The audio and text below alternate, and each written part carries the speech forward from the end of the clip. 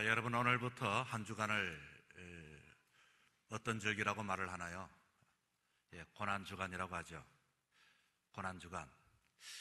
이제 D-Day, 다시 말하면은 예수님께서 십자가에 못 박혀 돌아가시기 그 날을, 그리고 부활하신 그 날을 앞두고서 한 주간의 시간을 두고 예수님이 고난받으셨다고 해서 고난주간이라고 합니다. 그리고 오늘을 보고 종료주일이라고 합니다. 특별히 고난주간의 종료주일이라고 하는 것은 예수님이 그렇게 그 D-Day를 향하여 제일 처음 예루살렘에 입성할 때에 사람들이 종려나무 가지를 흔들었다고 해서 종료주일이다, 이렇게 이야기를 합니다. 한 주간의 삶을 간략하게 살펴보면은 이 고난주간에 오늘 특별히 주일날에는 예수님께서 예루살렘 성에 이렇게 입성하시는 장면이 나옵니다. 왕으로서 입성하는데 특별히 말을 타고 입성하는 것이 아니라 나귀를 타고 입성을 하셨습니다. 그리고 내일 월요일 날은 예수님께서 시장하셔서 거리로 나와봤더니 무화과 나무가 있습니다. 무화과 열매가 있을까 싶어서 봤는데 거기 무화과 나무가 없었어요. 그래서 무화과 나무를 저주하면서, 그리고 성전에 갔더니 이 성전에 앞으로 큰 일을 앞두고서 이 성전에 기도하기 위해서 가셨는데, 그런데 이 성전에는 기도하는 소리가 아니라 장사꾼의 소리와 짐승의 소리가 가득 채워져 있었습니다. 왜 어떻게 이 성전에 이 돈 바꾸는 소리, 사람의 소리, 그리고 동물의 소리가 이렇게 가득할까요? 이스라엘 사람들은 하나님 앞에 예물을 드리기 위해서 예물을 자기 집에서부터 이렇게 가지고 오다가 보니 그만 흠이 나오고 하니까 아마 거기서 나름대로의 회의를 했습니다. 그럴 것이 아니라 아예 멀리서 이렇게 가져오시는 분들을 위해서 우리가 좀 편의를 봐주자. 그러기 위해서 우리가 좀 이렇게 길렀어. 그러기 위해서 판매를 하면 어떻겠냐. 그렇게 시작되어졌던 것이 아예 이제는 교회에서 기도하는 일보다는 판매하는 일에 그만 급급했습니다.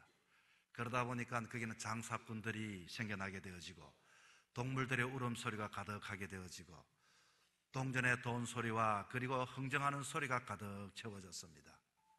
큰일을 앞두고서 예수님은 기도하기 위해서 오셨지만 그 소리는, 기도하는 성경은 기도하는 소리가 아니라 사람들의 소리로 가득 채워 있는 것을 보고 너무나도 안타까워하시면서 질책을 하셨죠. 그리고 화요일 날은 예수님께서는 근위에 대한 논쟁을 했습니다. 예수님께서 이런저런 기적을 일으키고 말씀을 전하니 이 사람이 도대체 어디에서 힘을 얻어서 누구의 근위를 가지고서 이렇게 하는가? 근위에 대한 논쟁을 바리새인, 사두개인, 대제사장, 율법학자들과 이렇게 하게 되어집니다. 그리고 수요일 날은 예수님께서 순환과 죽음의 마음을 준비하면서 이렇게 혼자 계시다가 초대를 받아 이 한 여인이 옥합을 깨뜨리는 그와 같은 사건을 경험하게 되어집니다. 그리고 목요일 날은 제자들의 발을 씻기시고 그리고 제자들을 다 초청해서 마지막 식사를 하시면서, 그리고 주님은 혼자 겟세마네 동산에 올라가셔서 기도를 하셨어요. 그리고 기도하는 중에 유다의 배신으로 인하여 예수님은 체포되시고 금요일 날 십자가 달려 돌아가시게 됩니다. 토요일 날은 무덤에 머무셨고 주일 날은 부활하신 날입니다. 이렇게 한 주간을 고난주간이라 우리가 이렇게 이야기를 합니다. 오늘 우리가 읽은 본문은 특별히 첫 번째 날, 이 종료주일, 종려나무를 가지를 흔들었다는 종료주일에 대한 말씀을 제가 여러분에게 드리려고 하는데, 이스라엘 사람들은 늘 언제나 마태복음 1장에서 2장에서 걸쳐서 늘 메시아를 기다렸습니다. 과연 이 어둠 속에서 우리를 구원해 줄 메시아가 어디 있을까? 그래서 구약의 예언대로 메시아 예수님을 이렇게 성탄절을 맞이하게 되죠. 마찬가지로 이들 또한 예수님께서 우리를 위해서 왕으로 오셔서 우리의 모든 어둠과 억압과 아픔과 고통과 이 모든 것들을 해결해 주실 그 메시아가 분명히 올 텐데 언제 올 것인가? 그런데 예수님이 오신 것입니다. 그런데 예수님이 오셨는데, 다시 말하면 이 예수님이 왕으로 이렇게 오셨는데, 여러분, 왕이 어떻게 오셔야 되겠습니까? 말을 타고 오셔야 됩니다. 왕이 어떻게 오십니까? 붉은 카페트 위에서 호위병들을 거느리고 그리고 아주 빰빠레를 울리면서 멋있게 예수님이 등장하여서 그렇게 왕이 되셔서 이 백성들의 아픔을 다 품어내셔야 되는 것이 왕의 출정식이 아니겠습니까? 여러분은 장가가고 시집갈 때 어떻게 가셨습니까? D-Day. 그날은 기다리면서 멋있는 옷을 입고, 그리고 아주 멋있는 이 카페트를 걸어가면서 행진을 하면서 그렇게 결혼식을 올리지 않았습니까? 여러분 첫 사회에 출근할 때 여러분 어떻게 갑니까? 멋있는 양복을 입고 나름대로 구두도 닦고서 그렇게 출근하지 않습니까? 예수님께서는 오늘까지는 자기 자신에 대해서 한 번도 밝히지를 않았습니다. 그러나 예수님께서는 자기 자신을 밝히기 위해서 이제 내가 이 땅에 메시아 왕으로 오셨다고 예루살렘에 입성하는 이 장면에 말을 타고서 오신 것이 아니라 오늘 본문에 봤더니 낙이 타고 오셨다라고 이렇게 했습니다. 아니 어떻게 왕쯤 되어지면은 천군 천사를 거느리고서 그리고서 말을 타고서 말 중에서 100마를 타고서 멋있게 이렇게 예루살렘 입성해 하여서 사람들의 한호를 받으면서 오늘까지 이들의 눈물과 아픔과 고통을 다 씻어내어 줘야 할 텐데 말입니다. 왜 낙이 타고 오셨을까? 여러분 궁금하지 않으십니까? 그리고 나귀를 타고 오셨을 때 사람들은 종려나무 가지를 흔들었습니다. 이 왕의 대관식 행진이 좀 이상하기도 하고 우습기도 합니다. 왜 낙이 타고 오셨을까? 그 이유가 오늘 본문에 통하여서 몇 가지 말씀을 나누려고 합니다. 첫째는 예수님께서 왕으로 이 땅에 오셨지만 낙이 타고 오신 이유는 이미 예고하신 대로 오심을 보여주는 겁니다. 아니 이게 무슨 말입니까? 예수님께서 이 땅에 오실 때도 베들레헴에 나신다고 말하지 않았습니까? 왕은 예루살렘에 나타나야 되는데 베들레헴 구육간에 예수님께서 오신 것이 구약에 예언되어졌던 것처럼 예수님께서 왕으로 오실 때는 낙이 타고 오신다는 말이 예언이 있습니다. 예수님이 예전에는 문둥병자를 고칠 때는 이렇게 말합니다. 상가 아무에게도 말하지 말라. 가서 너 몸을 제사장에게 보이고. 자, 이와 같이 옛날에는 말하지 말고 가서 내 몸을 제사장에 보이고 숨겼습니다. 해당장 야이로의 딸을 고칠 때도 아무에게도 이를 알지 못하게 하고 그들을 많이 경계하고, 언제나 예수님께서는 이 세상의 삶을 살아가면서 자기 자신을 숨겼습니다. 그런데 구약의 스가랴는 이렇게 9장 9절에 말합니다. 시온에 따라 기뻐할지어다, 예루살렘에 따라 즐거이 부를지어다. 보라, 너 왕이 내게 임하시나니 그는 공의로우시며 구원을 베푸시며 겸손하여 나귀 타고 나귀의 작은 곳 나귀 새끼니라. 나귀를 타고서 입성한다고 이렇게 구약의 예언자가 말하고 있습니다. 이들은 알고 있었습니다. 예수님께서 우리에게 왕으로 진정 이 땅에 아기로 오실 때는 베들레헴 구육간에 오시지만 이제는 왕으로서 모든 것들을 다스릴 때에는 낙이 타고 오신다는 것을 알고 있었습니다. 그래서 이들은 낙이 타고 오신 예수님, 좀 우스꽝스럽지만 그래 우리의 왕이시다, 저분이 우리를 다스릴 분이시다, 저분이 우리에게 소망을 주실 분이시다. 그래서 이들은 메시아를 기다렸고 그런 메시아를 환영하게 되어진 것입니다. 그래서 레드 카펫이 아니었지만 이들은 옷을 벗어서 예수님이 가는 길에다가 벗어 깔았습니다. 그리고 나무 잎 사이를 깔았습니다. 그리고 이 나뭇가지를 흔들었습니다.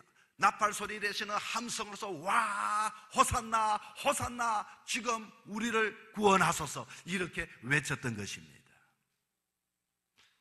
여러분, 예수님은 누굽니까? 인간의 근본 문제가 뭘까요? 여러분, 인간의 근본 문제는 우리는 오늘도 염려하고 걱정하고 근심하고 세상의 삶을 살아가지만 인간의 근본적인 문제는 죄의 문제입니다. 인간의 근본 문제는 죽음의 문제입니다. 모든 걱정과 갈등의 근원을 따져보면 모두가 죄와 죽음 문제가 자리 잡고 있습니다. 예수님은 죄의 문제를 해결해 주시기 위해 이 땅에 오셨습니다.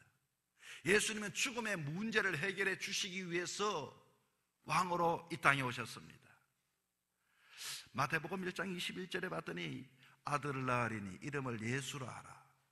이 예수님이 세상에 아기로 오셨을 때 예수가 무슨 뜻인가 봤더니 마태복음 1장 21절 계속 백성을 그들의 죄에서 구원할 자다. 예수라는 뜻이 구원자라는 뜻입니다. 주님은 우리가 아플 때에 우리가 시리에 빠졌을 때에, 우리가 절망 가운데 있을 때에, 허우적거릴 때에, 내일을 볼 수 없는 어두운 구름이 내 인생을 가로막고 있을 때 언제나 어디선지 우리 주님, 나의 주여 지금 여기서 구원하옵소서 부를 수 있는 여러분 되기를 바랍니다. 여호수아 1장 9절에 이렇게 말합니다. 내가 네게 명령한 것이 아니냐? 마음을 강하게 하고 담대히 하라. 두려워 말라. 놀라지 말라. 내가 어디를 가든지 너 하나님 여호와가 너와 함께 하느니라. 여기에 초점은 너와 함께. 예수님께서 이 땅에 오셨을 때 천사들이 뭐라고 이야기했는고 하니 아기가 나는데 그는 임마누엘이라고 말했습니다. 임마누엘은 우리와 함께 한다 그 말입니다. 예수님께서 이 땅에 오심으로 혼자 오셔서 가시는 것이 아니라 오신 것은 우리와 함께 하시기 위해서 오신 것입니다. 우리와 함께 하신다는 것은 우리의 문제를 해결해 주시기 위하여, 우리의 고통을 주님께서는 들어주시기 위하여, 우리의 아픔을 품어주시기 위하여, 우리의 죄를 덮어주시기 위하여 우리와 함께 하시는 예수님이 우리의 왕이 되시는 것입니다. 주님은 여러분이 어디를 가든지 함께 합니다. 주님은 여러분과 언제 어디서든지 함께 하십니다. 여러분, 낙이 타고 오신 예언의 말씀대로 그분은 우리의 메시아입니다. 혹이라도 죄의 문제 때문에 여러분 마음의 고통과 아픔을 가지고 있다면 사탄은 끊임없이 우리를 괴롭힙니다. 우리를 고독하게 합니다. 우리를 붙잡습니다. 너는 안 된다. 너는 해결책이 없다. 너는 하나님의 자녀가 될 수가 없다.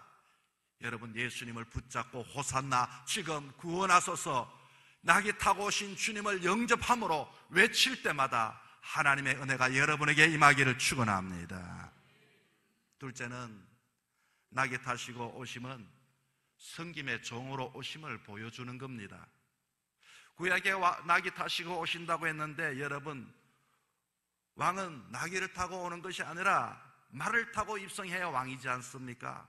그런데도 그분이 나귀를 타고 입성하신 것은 바로 종의 섬김의 모습을 보여주기 위함입니다. 많은 사람들은 말을 타는 인생관을 가지고 있습니다. 나는 앞으로 백마 탄 남자를 만날 것이다. 나는 앞으로 이와 같이 말을 타고 세상을 호령할 것이다. 나는 더 많이 말을 타고 차지할 것이다. 나는 말을 타고 뽐내고 자랑할 것이다. 나는 말을 타고 지배할 것이다. 나는 말을 타고 더 다스리고 내 영역을 높이리라. 이런 가치관, 말을 타는 그와 같은 가치관을 가지고 세상 사람들은 살아갑니다. 혹이라도 내가 갖추지 못하면 나는 왜 이렇게 무능할까? 나는 왜 이렇게 되는 일이 없을까? 자학하는 사람들이 얼마나 많은지 모릅니다. 그러나 낙이 타시고 오신 예수님을 통하여 우리가 배워야 할 신앙인의 가치관을 가르쳐주고 있습니다. 우리 그리스도인들은 나귀를 타는 인생관이 되어야 하는데, 여러분 나귀를 보십시오. 머리와 몸이 균형이 맞습니까? 머리는 크고 몸은 작은데 짐은 얼마나 많은지 뒤뚱뒤뚱 걸어가며 섬기는 그 모습, 사람을 태운 것이 아니라 거기는 짐을 태우고 가는 나귀의 모습, 더 많이 내가 섬길 것이다. 하나님께서 생명을 이 땅에 주셨으니 나는 더 많이 봉사할 것이다. 하나님이 건강을 주신다면 나는 더 많이 희생할 것이고, 더 많이 수고할 것이고, 더 많이 사랑할 것이고, 더 많이 인내할 것이고, 더 많이 봉사하며 섬기며 살아가리라. 이게 나귀를 탄 인생관이요, 나귀를 탄 우리 그리스도인들이 가져야 할 가치관이 되어야 합니다. 누가복음 22장 27절에 앉아서 먹는 자가 크냐, 섬기는 자가 크냐? 앉아서 먹는 자가 아니냐? 그러나 나는 섬기는 자로 너희 중에 왔다고 했습니다. 예수님께서 이 땅에 오신 목적은 섬김을 받으려 함이 아니라 섬기시기 위해서 오셨다고 했습니다. 어디까지 섬기셨습니까? 십자가 달려 자신의 생명을 아낌없이 내어놓으시기까지, 내가 죽어야 할 그 자리 대신 죽으시기까지 그렇게 섬기고 헌신하고 쏟으시고 찢으시는 그 섬김의 자리까지, 그래서 나귀를 타고, 왕이셨지만은 나귀를 타고 오셨습니다. 여러분, 섬김이 인간의 높고 낮음을 가릴 수 있는 평가의 기준이 되어집니다. 말이 높은 것이 아니라 나귀가 높은 것입니다. 기독교에는 늘 언제나 아이러니컬하게 늘 언제나 그렇게 말을 합니다. 높고자 하는 자는 낮아지라고 합니다.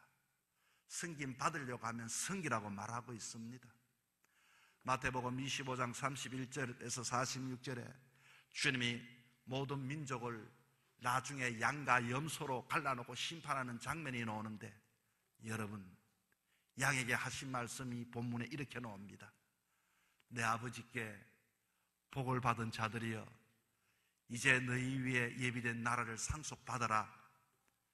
내가 줄일 때 너희가 먹을 것을 주었고, 내가 목마를 때 너희가 마실 것을 주었고, 내가 나그네 되었을 때 너희가 나를 영접해 주었고, 내가 벗었을 때 너희가 입을 것을 입혔고, 병들었을 때 나를 돌보았고, 옥에 갇혔을 때 와서 보았느니라. 이게 승김의 모습입니다. 우리 그리스도인들은 말을 타고 자랑하는 인생이 아니라 낙이 타고 이런 사람들, 마지막 때가 되어지면 주님은 모든 민족을 양과 염소로 놓고 심판을 하는데 양에게 하신 말씀이 이 말씀입니다. 여러분, 오늘 세상의 가치의 혼돈 속에 엉망진창이 되어 간다 해도 우리 그리스도인들이 가져야 할 가치관, 여러분, 진정 낮은 자가 승기는 자입니까? 다스리는 자입니까? 높은 자가 승기는 자입니까? 다스리는 자입니까? 여러분, 우리는 알아야 합니다. 하나님의 자녀들은 세상의 사탄은 끊임없이 높아져라, 높아져라, 높아져라. 너 가지지 못해서 너는 불행하다, 너는 실패했다 했다, 너는 안 되는 사람이다가 아니라, 그러나 주님처럼 내가 섬길 수만 있다면, 봉사할 수만 있다면, 내가 희생할 수만 있다면, 내가 엎드릴 수만 있다면 그 사람이 큰 사람이요, 그 사람이 왕이 되는 사람입니다. 주님의 가치관을 가지고 살아가는 한 주간이 되기를 바랍니다. 셋째는, 낙이 타고 오심은 평화의 왕을 보여주기 위해서입니다. 사가랴 9장 10절의 말씀에 내가 에브라임의 병거와 예루살렘의 말을 끊겠고 전쟁하는 활도 끊으리니 그가 이방 사람에게 화평을 전할 것이라. 이 모든 것을 끊어버리고 화평을 전할 것이다. 말은 뭡니까? 말은 강하고 힘이 셉니다. 힘을 나타내는 단위가 뭐죠? 마력이라고 합니다. 말은 전쟁의 도구로 쓰여집니다. 정복과 지배가 뒤따릅니다. 여러분, 나폴레옹이 세계를 정복하고 말을 타고 칼을 탁 들고 있는 장면 보신 적이 있습니까? 말은 그와 같이 전쟁을 부릅니다. 말발굽이 지나간 곳에는 피가 고였고 말발굽 소리는 간담을 녹입니다. 그러나 나귀는 그렇지 않습니다. 나귀는 평화의 왕이십니다. 예수님이 이 땅에 오실 때도 천사들이 그렇게 말했습니다. 하늘엔 영광이요, 예수님이 땅에는 평화다. 예수님이 임하는 곳에는 평화가 있다고 했습니다. 여러분, 마음이 전쟁이 일어나고 있지 않습니까? 여러분의 마음의 문을 열고 예수님을 맞이할 수 있기를 바랍니다. 어느 분이 예수 믿지 않고 있었을 때 그분은 간염으로 고생을 많이 했습니다. 남편 사업도 잘 되어지고 넉넉하고, 그런데 남편은 마음이 늘 다른 곳에 가 있었습니다. 속이 상했습니다. 그 안에는 늘 마음이 불편하고 불만스럽고 원망스럽고 때로는 잠을 못 자고 고민하고, 그러다가 옆에 계신 집사님에게 전도를 받으셨습니다. 예수 믿으세요. 예수 믿으면 내 안에 평강이 임합니다. 그 말을 듣고 그분은 교회 나가 하나님 말씀을 듣고 기도하기 시작했습니다. 점점점 예수님을 듣고 예수님을 모시게 되었습니다. 어느 날 기도 중에 그 마음속에 예수님께서 그 마음을 만지시고 자기 마음에 밀물처럼 밀려오더니 오늘까지 가지고 있던 불안, 그 불만, 그 모든 용서하지 못했던 갈등의 마음들이 눈물을 흘리면서 용서하게 되는 본인의 모습을 깨닫게 되었습니다. 그렇게 용서하고 보니 자기 마음이 치유가 시작되었습니다. 남편을 용서했습니다. 남편을 대하는 태도가 달라졌습니다.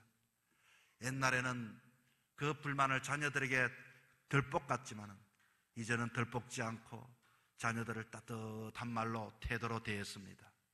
아이들이 바뀌어졌습니다. 집안 분위기가 바뀌어졌습니다. 얼마 후에 가정까지도 깨끗이 고침을 받았습니다. 그 마음에 예수님을 믿고 평강이 임하게 되어졌던 것입니다.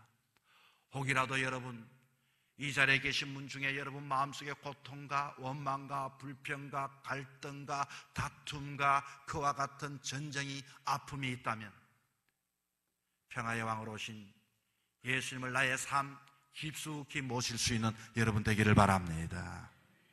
여러분, 우리는 이 땅의 평화의 도구가 되어야 합니다. 가정에서 여러분이 가는 곳마다 예수님을 모셨기 때문에 내가 평화의 도구가 되고, 직장에도 여러분이 갈등의 요인이 아니라 평화를 만드는 사람이 되고, 동네에서도 화목을 도모하는 사람이 되어야 합니다. 사람과 사람 사이에 평화를 만들어야 합니다. 주님이 십자가에 달려 돌아가신 것은 하나님과 인간 사이에 죄로 인하여 죽을 수밖에 없는 인간, 하나님 나라에 갈 수 없는 인간, 주님께서 친히 죄값을 치르심으로써 당신의 모든 것들을 다 내려놓고 십자가에 못 박히심으로 하나님과 인간 사이에 화평의 다리를 만드시고 모든 것들을 그와 같이 주님은 평강으로 만들어 주셨기 때문인 것입니다. 여러분이 잘 아는 성 프란시스의 주여 나를 평화의 도구로 써주소서 한번 읽겠습니다. 주여 나를 평화의 도구로 써주소서. 미움이 있는 곳에 사랑을, 상처가 있는 곳에 용서를, 분열이 있는 곳에 일치를, 어역이 있는 곳에 믿음을, 오류가 있는 곳에 진리를, 절망이 있는 곳에 희망을, 어둠이 있는 곳에 광명을, 슬픔이 있는 곳에 기쁨을 심게 하소서. 위로받기보다 위로하며, 이해받기보다는 이해하고, 사랑받기보다는 사랑하며, 자기를 온전히 줌으로써 영생을 얻기 때문이니 주여 나를 평화의 도구로 써주소서. 여러분, 예수님께서 예루살렘 성에 입성하셨습니다. 왕으로 입성하셨습니다. 나귀 타고 입성하셨습니다. 우리와 함께하기 위하여 예언대로 입성하셨습니다. 주님께서 입성하셔서 우리에게 승김의 본을 보여주시기 위하여 나귀 타시고 입성하셨습니다. 주님께서 입성하신 것은, 나귀를 타고 입성하신 것은 평강의 왕으로 오신 것을 보여주기 위함입니다. 이제 우리도 이웃과 함께하기를 바라고, 그리고 우리 또한 섬기는 자가 되고 뿐만 아니라 평화를 만드는 자가 되어야 하지 않겠습니까? 이 고난주간 여러분 주님을 따라 진정한 주님이신 메시지를 들을 수 있는 영안이 열려지는 한 주간이 되시기를 주의 이름으로 축원합니다.